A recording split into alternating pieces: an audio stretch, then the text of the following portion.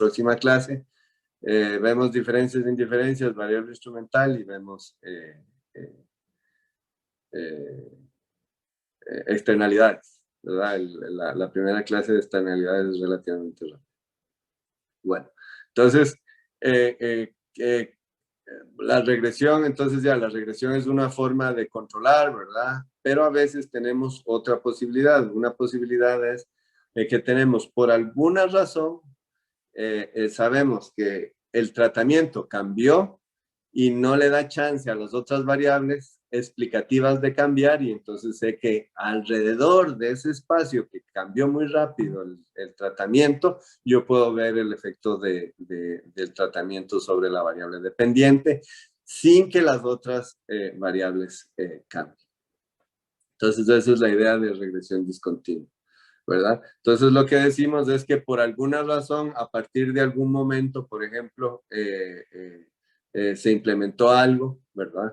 Y no le da chance de, digamos, y no da chance de que otras variables cambien. Entonces ahí es donde yo puedo identificar el efecto. En ese caso, ojo que no hay traslape. ¿Qué es traslape en este caso? Normalmente si condicionamos por X, si corro una regresión donde la variable explicativa sea D y X, voy a tener que cuando D es 1, X siempre va a estar arriba de X0, ¿verdad? Y cuando D es igual a 0, X va a estar por debajo de X0, ¿verdad? Entonces, si yo quiero condicionar, como habíamos condicionado antes, no voy a encontrar solo observaciones tratadas de un lado y solo observaciones no tratadas del otro, ¿verdad? Ese es un problema, ¿verdad? Entonces no podemos condicionar. Pero lo que ocurre es que conforme nos vamos acercando a X0, sí tenemos información, ¿verdad? Y conforme nos acercamos muy cerca de X0, sí tenemos información de los dos lados. Y conforme la diferencia se haga 0, llega a 0, ahí es donde medimos el efecto, ¿verdad? Un poco el efecto está definido por estas ecuaciones de aquí, ¿verdad? Este es el efecto normal, ¿verdad? Que habíamos visto antes, del de arriba. Y el de abajo, lo que estoy haciendo es que, bueno, sabemos que D es igual a 1 solo cuando X es mayor que X0, ¿verdad? Y entonces estamos cambiándoles esos valores. Ojo, igual este de aquí, al igual que este componente de aquí, no son observables, ¿verdad? Porque este es el contrafactual. Y aquí también es una especie de contrafactual porque nunca va a haber una observación no tratada si X es mayor que X0, ¿verdad? Pero conforme nos vamos acercando a X0, estas diferencias, aquí es donde está la idea, la diferencia, el sesgo, conforme yo me voy acercando a X0, este sesgo se va haciendo 0, ¿verdad? Me acerco por un lado y por el otro y la diferencia se va haciendo 0, 0, 0, 0. O sea, se va acercando a 0 hasta que llego a 0, ¿verdad? Y entonces estimo el efecto como en el límite. Esta era la regresión que les estaba hablando, ¿verdad? Pero, no hay traslape, pero igual se puede correr la regresión. No hay problema. Bueno, aquí, digamos, X es continua, ¿verdad? No es una variable dicotómica, va tomando valores. Entonces, un ejemplo de eso es la restricción vehicular. De hecho, está el paper sobre la restricción vehicular de México, ¿verdad? A partir de un día se implementó la restricción vehicular de México, ¿verdad? Antes de ese día no había restricción vehicular. Entonces, el X es el número de días después de la implementación de la restricción vehicular. Entonces, son positivos conforme va pasando y negativos conforme te vas alejando de la fecha, ¿verdad? Antes de que se haya implementado la política. ID es 1 para todos los días después de que se implementó y 0 para todos los días antes de que se implementara. Entonces yo con esas variables puedo correr la regresión sin problema y encontrar beta 1, beta 1 y beta 2, ¿verdad? Entonces ahí el efecto va a ser, el efecto de beta 1 va a ser lo que me va a decir cuál fue el efecto de la restricción.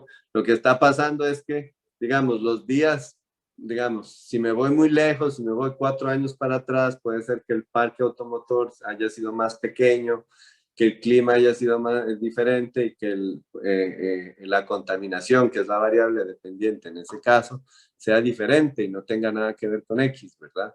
Pero conforme me voy acercando a la fecha donde hubo la restricción, ¿verdad? Se va haciendo más similar al día después de la restricción. Entonces es como que intuitivamente estoy comparando el día antes y después de la restricción. Y ese día yo no da chance para que cambie ni el clima, ni el parque automotriz, ni nada. O sea, todo es efecto de la política. En ese, digamos, en la diferencia entre el día antes y el día después de la implementación de la política. No son datos comparables, ¿verdad? Pero la idea es estimarlos en el límite. Dado eso, la función paramétrica de la regresión lo que está haciendo es como estamos extrapolando, porque nunca llegamos al punto, ¿verdad? Llegamos, o sea, por eso es un límite, nunca llegamos a infinito, pero probamos los valores. Cuando hacemos un límite, ¿verdad? Nunca llegamos a infinito, sino probamos valores más grandes y ya luego nos damos cuenta que va a un número, pero nunca realmente llega a infinito, ¿verdad? Igual aquí, nunca llegamos al punto de corte, ¿verdad? Porque en ese día, el punto de corte, ya hay tratamiento, ¿verdad? Pero conforme me voy acercando sin ser tratado, ¿verdad? Me da una muy buena idea de qué es lo que hubiera ocurrido ese día, ¿verdad? Si no hubiera habido tratamiento, ¿verdad? Esa es un poco la intuición. Nunca llega, pero, digamos, me tira la flechita y me llega al punto exactamente donde hubiera llegado, ¿verdad? Lo que está haciendo es extrapolando esa información, ¿verdad? Entonces, esto significa que la estimación estará correcta solo si la especificación del modelo es adecuada. Entonces, como la especificación del modelo es importante, entonces siempre hay que hacer test de robustez para demostrar que no importa si cambias la especificación, los resultados son iguales.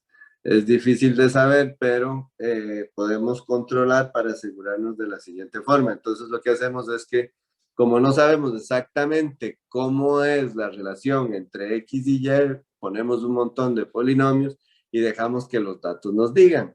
Si la intervención tuvo un efecto, si beta 1 es significativo, el día, ¿verdad?, de la restricción, el día de la implementación, va a haber un salto. Y a partir de ese salto yo puedo ver el efecto. Y no importa todo lo que esté pasando los otros días, entonces no importa los polinomios. O no debería de importar teóricamente. Entonces lo que se hace es, se prueba 4, se prueba 5, se prueba 6 y se demuestra que todavía hay efectos significativos. Es una alternativa que puede reducir el sesgo, pero depende mucho del grado que se utilice. Entonces, si ya el grado que se utilice afecta, eso es, ya no es tan seguro que haya efecto realmente. Además, nada que afecte a Y puede cambiar en X0 si cambian dos cosas y se puso la restricción y además pasó otra ley justo en ese mismo momento, uno no sabe qué fue lo que generó el cambio en la contaminación, ¿verdad? Entonces no sirve, solo puede haber el cambio en esa política en ese momento en X0. Cuando hablamos de tiempo, y si el tiempo es largo, es un supuesto difícil de mantener, de defender. Sí, en el caso de la restricción es muy fácil porque es diaria, es la contaminación diaria, ¿verdad? Y entonces entre un día y del otro no puede variar muchas otras cosas. Pero si estamos hablando, por ejemplo, hay un ejemplo muy bonito que es la implementación de los pagos de servicios ambientales, ¿verdad? Entonces, se implementaron en 1997, ¿verdad? Entonces todo el mundo dice que tiene efectos, ¿verdad? No puedo utilizar esto porque la implementación fue en el 97 y entre el 97 y en el 98 cambiaron un montón de cosas, no solo la política, ¿verdad? Entonces no puedo decir que si veo una reducción en la deforestación, el año que implementaron los pagos de servicios ambientales se debe a eso, porque también cambiaron otro montón de cosas. Cosa que no pasa cuando estamos haciendo la restricción vehicular de un día al otro, ¿verdad? No da chance de que cambie nada más que la política, ¿verdad? Entonces, por eso es importante, ¿verdad? El intervalo de tiempo que están estudiando, ¿verdad? A veces, inclusive, no se usa el tiempo, sino se usan otras variables. Ahora les voy a enseñar otro ejemplo. Aquí está el de México, ¿verdad? Se utilizó un diseño discontinuo para estimar los efectos de la restricción vehicular. Buen diseño porque la regulación toma lugar de un día al otro, no hubo reducción en contaminación, ese es el resultado, no encontraron reducción en contaminación, pero sí hubo un aumento en la cantidad de vehículos en circulación. O sea, lo que pasó es que hubo restricción, pero entraron otro montón de vehículos viejos. Lo que fue lo siguiente, digamos, lo que pasó fue, no pude utilizar mi carro tal día. La venta de carros de segunda mano de Estados Unidos aumentó muchísimo y entonces había más carros en México, ¿verdad? Y los carros de segunda mano contaminan más, entonces como contaminan más no se vio reducción en la contaminación. Y también me parece que, no sé si los taxis tenían un efecto, como que hubo más uso de taxis o algo así. Eso lo esperamos para que lo muestren los compañeros que les toca presentar este paper. Ven, entonces, si hubiera un efecto aquí, en este punto donde está esta línea, debió de haber habido un salto y no lo hubo. Ven el gráfico y ven el mouse. Sí. ¿Verdad? Gracias. Entonces, aquí se ve un poquito, pero no se ve muy grande, ¿verdad? Los errores de estándar no muestra que haya significancia, aquí tampoco, y aquí no se mueve casi nada, ¿verdad? Entonces concluyen que no, que la restricción vehicular no redujo la contaminación en México. Este estudio es súper interesante porque aquí ya no se usa el tiempo, sino se usa como Profe, quiebre los salarios. Sí. y por pura curiosidad, ¿hay algún estudio parecido con la restricción aquí en Costa Rica? Vieras que de contaminación, no, de contaminación sería mucho más limpio. Hay una persona en la UNA que tiene los datos de contaminación que no se los da a nadie. Entonces, nadie ha podido hacer ese estudio. Y con pleitos legales y todo, y nunca ha soltado esa información. Eh, eh, eh, Después hay, una vez participé en una tesis en CATI, donde se estudiaba el efecto en el consumo de gasolina. Y se ve un poquito, aquí se ve una reducción en el consumo de gasolina en esa época. En esa época era una situación especial porque es que aquí además se implementó la restricción por dos cosas, no tanto por la contaminación, es que en México la contaminación es tan alta que hay días que la gente se tiene que quedar en la casa, ¿verdad? Porque les prohíben salir porque les va a hacer mal respirar el aire por la situación geográfica de la Ciudad de México. Aquí la justificación de la restricción fue la congestión vehicular, ¿verdad? Entonces habría que buscar medidas de congestión. No había Waze en ese tiempo como para tener medidas de congestión diarias, ¿verdad? Y la otra era la factura petrolera, que un poco el objetivo era reducir el consumo de petróleo porque en ese tiempo el petróleo estaba carísimo. Y se encontró que había un efecto sobre el consumo de gasolina. Pero no es tan limpio porque habían solo datos mensuales. Bueno, pero fue interesante. Entonces eso es lo que hay aquí para el análisis de la restricción de Costa Rica. Si alguna vez alguien logra encontrar los datos de contaminación antes y después del año en que se implementó la restricción aquí, sería lindísimo hacer. Profe, Sí.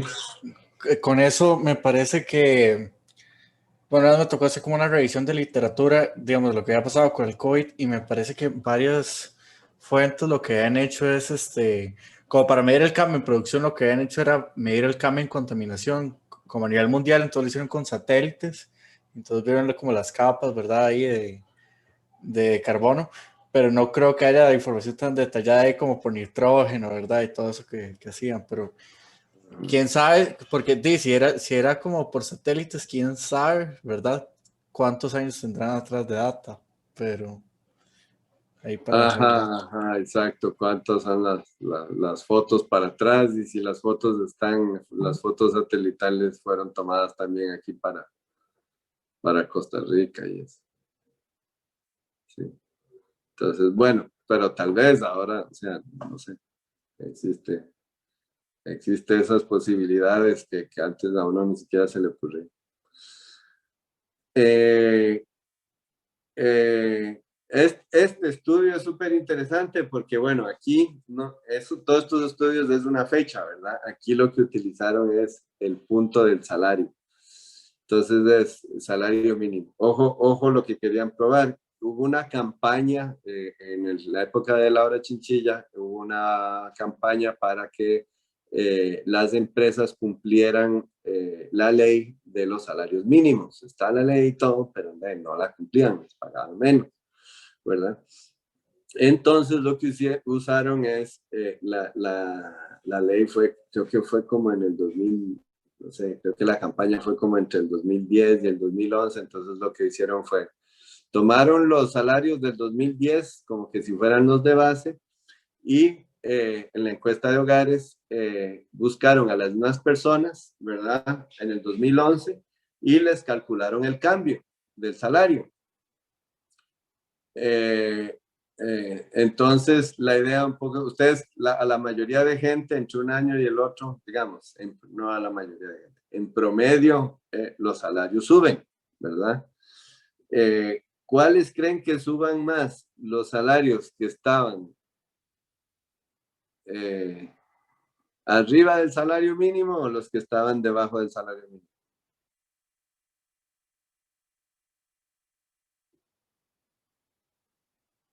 Sin la política, digamos, no pensemos en la política. ¿Ustedes qué salario piensen que suben más como porcentualmente? ¿Los más bajos o los más altos? Por la cantidad, digamos, de que los empleados públicos todos están arriba del salario mínimo, yo creería que los que están arriba del salario mínimo crecen más porque los empleados públicos siempre les crece el salario. Sí, no.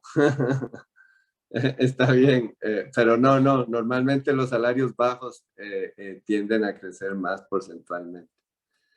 Eh, ahora les enseño los gráficos, ¿verdad? Pero digamos, es razonable la creencia. A veces estamos también como muy empapados de la propaganda, ¿verdad? La Nación saca todos los días cosas de los salarios del sector público. Bueno, entonces aquellos con salarios menores al mínimo tienen mayores aumentos que los que están por encima del salario mínimo, normalmente, siempre, digamos, eso es lo que ocurre normalmente. Eh, si yo implemento la ley, ¿verdad? Y hago que, David. Sí, profe, con ese análisis que se acaba de hacer de los salarios mínimos, yo pensaría que, digamos, que salarios más altos se definen o se construyen así por una mayor competencia de pronto. Entonces, puede reflejar que al haber una mayor competencia en el futuro pueden subir, pero no sé si o sea, no sé hasta dónde choca. Sí, digamos, esa hipótesis es más bien contraria a lo que vemos, es parecida a la de Pedro. Esas dos son dos hipótesis que dicen que los salarios altos deberían de crecer más que los salarios bajos. ¿Por qué? Porque es que más bien hay más entre menos calificado estés, hay más competencia por el trabajo. ¿verdad? Y entre más calificado estés, hay menos competencia, entonces deberían de crecer los más altos. Ok. Y lo que se ve es lo contrario, ¿verdad? Interesante. Sí. Si yo pongo la política, ¿verdad? Debería de tener un efecto, va a tener, si yo pongo si yo hago la campaña debería tener un efecto sobre las personas que ya tienen salario, que ganan más del salario mínimo. No, ¿verdad? Porque la campaña es para cumplir el salario mínimo. Tendría que tener efecto sobre los que ganan menos, ¿verdad? Entonces, el cambio debería ser más alto sobre los que ganan menos del salario mínimo que los que ganan más. No en comparación al año pasado, digamos, sino, o sea, siempre va a haber el aumento, pero debería ser más alto aún, ¿verdad? Entonces deberíamos de ver en el salario mínimo exactamente un salto, ¿verdad? Y eso es lo que se ve. Bueno, aquí primero la pendiente, ¿verdad? Para que vean la pendiente que no estaba hablando para los salarios más bajos. Esto de aquí significa que la pendiente sea negativa, es que los salarios más bajos tienden a crecer más, ¿verdad? Eso creo que siempre es así. Igual en crecimiento, ¿verdad? Los países más ricos crecen menos que los países más pobres, ¿verdad? Y ahí está toda la teoría de la convergencia. Un poco esa es la explicación teórica de que está detrás de que los salarios más bajos ganen, son el crecimiento de los salarios, de quienes ganan menos tiende a crecer más que de los que ganan más. Y ojo, ¿qué pasa en el cero? En el cero es exactamente cuando la persona gana el salario mínimo, ¿verdad? Y ojo el salto, ¿verdad? Entonces, la diferencia entre este punto de aquí y este punto de aquí abajo, ¿sí lo ven? ¿Vieron? Sí. Eso es el efecto de la política, porque si no hubiera habido política, esos dos puntos deberían de haberse tocado. ¿Y cuál es el efecto? Que sí, que los salarios mínimos, que la política tuvo un efecto porque la gente que estaba ganando por debajo del salario mínimo les aumentó más de lo que siempre les aumentó.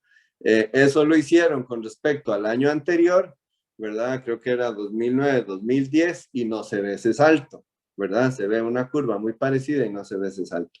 Y después también compararon con las personas, los cuenta propia, ¿verdad? Los cuenta propia no les afecta la ley, porque sus ingresos no dependen, o sea, no se van a autopagar si no les da chance, ¿verdad? Entonces ahí no hay problema legal, ¿verdad? Entonces no les cambia el salario y lo que encuentran es que sí, que no. O sea, si hubiera habido algo extraño alrededor de ese salario, tal vez sí se hubiera visto un cambio, pero no se ve, ¿verdad? Entonces eso también es como ver las diferencias que hay entre los efectos, donde no debería de tener efecto, no hubo ningún efecto, y donde estamos haciéndonos la pregunta de si hay o no hay, sí se ve el efecto, ¿verdad? Y eso es un salto en regresión discontinua, ¿verdad? No utilizando el tiempo, sino utilizando el nivel del salario, ¿verdad? Por eso es que es interesante. Poco, esta es la imagen, ¿verdad? De lo que está ocurriendo. Se condiciona, ¿verdad? Y después lo que uno compara es los que está cerca de, los datos que están cerca del corte. Y a partir de ahí es donde se infiere el nivel de efecto. Entonces, creo que eso es por hoy. La de mañana vamos a buscar un grupo testigo, que es un grupo control, que no cambie en el tiempo, y vamos a ver diferencias en diferencias. Y variable instrumental. No sé si tienen alguna pregunta, algún comentario. Por favor, otro ejemplo actual, o sea, tal vez un poco más reciente que acaba de salir es, no sé si vio el artículo que decía que si uno estudia economía que se va a hacer más rico. No. Bueno, está en American Economic Association, entonces lo que hace es igual una regresión discontinua pero aprovechan que en la Universidad de California de Santa Bárbara, bueno, no sé, como en Santa Bárbara Davis. Entonces lo que Ajá. hace es que hay tiempo, o sea, como para uno poder estudiar economía, tiene que tener más de 2.8 en el GPA. Todo lo que hace es ver las ganancias del futuro a partir del GPA del 2.8. Entonces, ven que la gente que estudia economía gana $22,000 más en promedio, que es un 46% más, digamos, en etapas tempranas de la carrera. Entonces, otro diseño ahí bonito. Ajá, ajá. Vacilón, ven, si mandámelo para verlo, porfa. Si lo Ok, encontrás. soy. Después del quiz, no te preocupes.